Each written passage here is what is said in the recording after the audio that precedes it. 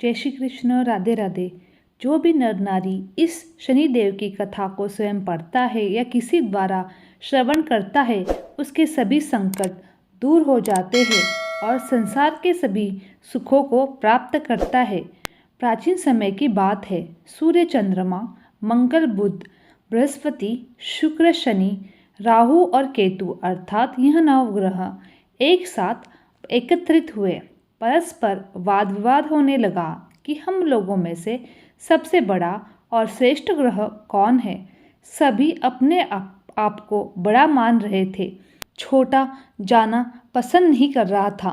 बहुत तर्क वितर्क के पश्चात भी जब कोई निर्णय नहीं हुआ तो सभी ग्रह आपस में उलझते हुए अपने विषय के प्रति गंभीर हुए। देवराज इंद्र के पास जा पहुँचे और बोले, हे इंद्र, आप सब देवताओं के देव हैं। हम सभी ग्रहों में मतभेद यह हुआ है कि हमसे बड़ा कौन है और कौन छोटा। आप इस बात का फैसला कीजिए। राजा इंद्र सारी बातें सुनकर तुरंत समझ गए, किंतु उन्होंने कोई जवाब नहीं दिया। फिर वे बात टालने की कोशिश करते हुए बोले, मुझ में इतना सामर्थ्य तो नहीं है जो आप में से छोटा और बड़े का निर्णय करूं। मैं अपने मुंह से कुछ नहीं कह सकता। हाँ, एक उपाय है। इस समय भूलोक में उज्जैन नगरी के राजा विक्रमादित्य सबसे पहले अच्छा और न्याय का निर्णय करने वाले हैं। अंत आप सभी उनके पास जाओ। मैं आपका न्याय करने में असमर्थ हूँ, मगर राजा विक्रमादित्य अवश्य न्याय करेंगे। देवराज इंद्र के इन वचनों को सुनकर सभी ग्रह पृथ्वीलोक पर राजा विक्रमादित्य के पास दरबार में जा पहुँचे और अपनी समस्या से उन्हें अवगत करा दिया। राजा विक्रमादित्य उनकी बात सुनकर अत्यंत चिंतित हो गए। तुरंत ही उन्हें कोई जवाब ही नहीं सूझा। वह शांत रहे। वे मन ही मन सोच रहे थे कि ये सभी ग्रह किसे छोटा कहूँ और किसे बड़ा कहूँ। जिसे छोटा कहूँगा वही मुझसे कुपित हो जाएगा। न्याय के लिए जब ये मेरे पास आए तो मुझे न्याय तो करना ही होगा। किस प्रकार न्याय करूँ? शांत चित्त से विचार करने के पश्चात एक उपाय मन में पलट आ रहा था। फलस्वरूप उन्होंने स्वर्ण, चांदी, कांसी, पित्तल, शीशा, राग, दस्ता, अभ्रक और लोहा 9 धातुओं के 9 सिंहासन बनवाए और उन सभी आसनों को अपनी राजसभा में क्रम से विधि पूर्वक, जैसे सोने का सिंहासन सबसे आगे तथा लोहे का सबसे पीछे रखवा दिया। इसके पश्चात नरेश ने राज्य ज्योतिष को बुलवाकर आदेश दिया कि ज्योतिष ग्रंथों में जिस क्रम में ग्रहों का स्थान है उसी कर्म से ग्रहों के आसन ग्रहण करने की प्रार्थना की जाए। इस प्रकार सबसे उत्तम तथा सबसे आगे रखा हुआ स्वर्ण का बना सिंहासन सूर्य को मिला, चांदी का सिंहासन चंद्रमा को तथा शेष धातुओं के सिंहासन अन्य ग्रहों को मिले। सबसे पीछे रहा लोहा का बना सिंहासन शनिदेव को मिला। राजा विक्रमादित्य की इस बात को अपना अपमान समझते हुए शनिदेव क्रोध से लाल हो गए। जबड़े भींच गए, मुट्ठियां भींच गई। फिर वे आग बबूला हो क्रोध में बोले, हे मूर्ख राजा, तू मेरे पराक्रम और मेरी शक्ति को नहीं जानता। सूर्य एक राशि पर 1 महीना, चंद्र 2.25 महीना, मंगल 1.5 महीना, बृहस्पति 13 महीने, बुध और शुक्र 1-1 महीने, राहु और केतु उल्टे चलते हुए केवल 18 महीने ही एक राशि पर रहते हैं। परंतु मैं एक राशि पर 2.5 अथवा 7.5 साल तक रहता हूँ। बड़े बड़े देवताओं को मैंने कठोर दुख और कष्ट दिए हैं। राजन, ध्यानपूर्वक मेरी बात सुनो। मर्यादा पुरुषोत्तम भगवान रामचंद्र पर जब 7.5 आई तो उन्हें राज्य त्याग कर वनवास हो जाना पड़ा। रावण पर 7.5 आई तो राम लक्ष्मण ने लंका पर आक्रमण कर दिया। उनकी सोने की लंका जल गई और रावण ने अपने कुल का नाश कर लिया। हे राजन, अब तुम भी सावधान रहना। विक्रमादित्य ने कुछ सोचकर कहा, हे शनिदेव, मैंने अपनी बुद्धि और विवेक के अनुसार जो उचित न्याय सूझा वह मैंने किया। अब जो होगा वह भी देखा जाएगा। मैं आपकी धमकी से नहीं डरता। जैसा मेरे भाग्य में होगा वहाँ तो भोगना ही पड़ेगा, चाहे अच्छा अथवा बुरा हो। राजा का न्याय सुनकर सभी ग्रहों तो वहाँ से खुशी खुशी चले गए, मगर शनिदेव क्रोध में भरे हुए नाराज होकर वहाँ से चल गए। कुछ समय तो ऐसे ही बीत गया, मगर कुछ समय बाद राजा विक्रमादित्य पर शनि ग्रह की साढ़ेसाती का प्रभाव शुरू हुआ, तो शनिदेव ने अपना प्रभाव दिखाना शुरू कर दिया। शनिदेव घोड़े के व्यापारी का रूप धारण कर अनेक सुंदर घोड़े साथ लेकर राजा विक्रमादित्य की राजधानी उज्जैन में आज पहुँचे।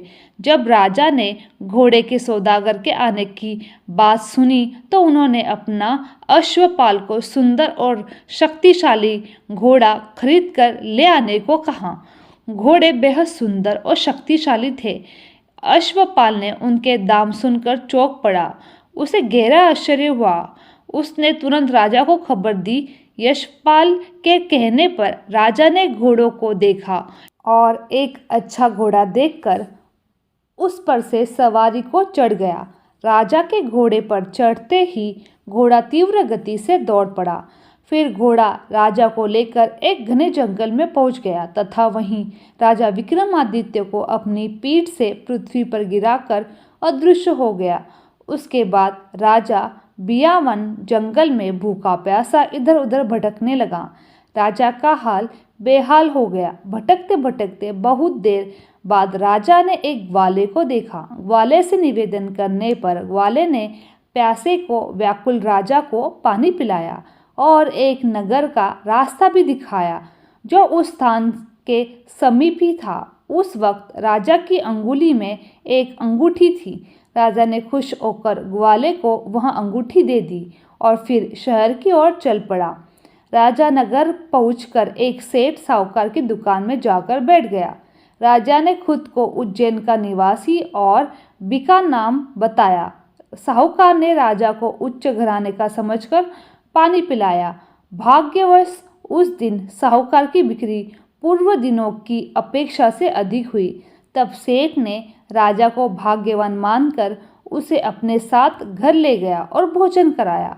भोजन करते वक्त राजा विक्रमादित्य ने एक अद्भुत बात देखी कि एक हार खूंटी पर लटक रहा था और खूंटी उस हार को निगल रही थी।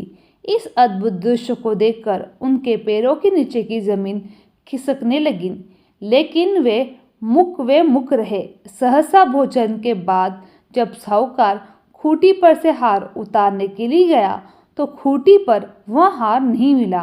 तब उसने सोचा कि बिका के अलावा कोई और व्यक्ति उस कमरे में नहीं आया। अंत हार की चोरी इस व्यक्ति ने ही की है। सेठ जी ने बिका पर चोरी का आरोप लगाते हुए हार लौटाने को कहा, पर राजा ने अपनी सफाई देते हुए कहा कि हे सेठ जी, मैंने आपका हार नहीं चुराया। मैंने तो हार को खूंटी को निगलते हुए देखा है। आपका हार खूंटी निगल गई है। खूंटी हार नहीं निकल सकती।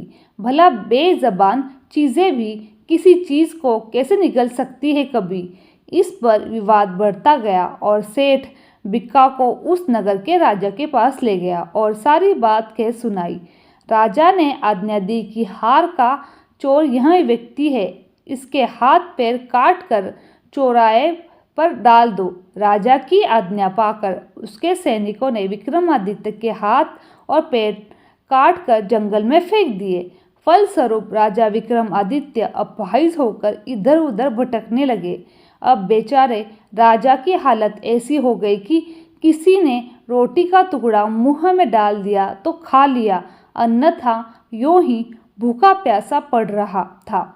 रास्ते जाते ही एक तेली की नज़र उस पर पड़ी और वहाँ उस पर तरस खाकर उसे थोड़ा सा तेल उसके घावों पर लगाने को दे दिया, जिसके फलस्वरूप तेली का व्यापार उसी दिन से प्रगति करने लगा। 2-4 दिन यह क्रम चलता रहा तो तेली ने व्यापार वृद्धि से प्रसन्न हो विक्रमादित्य को अपने घर ले गया और कोल्लू पर बिठा दिया। विक्रमादित्य कोल्लू पर बैठा और अपनी आवाज़ से बैलों को हाँकता रहा। कुछ वर्षों में शनि की दशा समाप्त हो गई।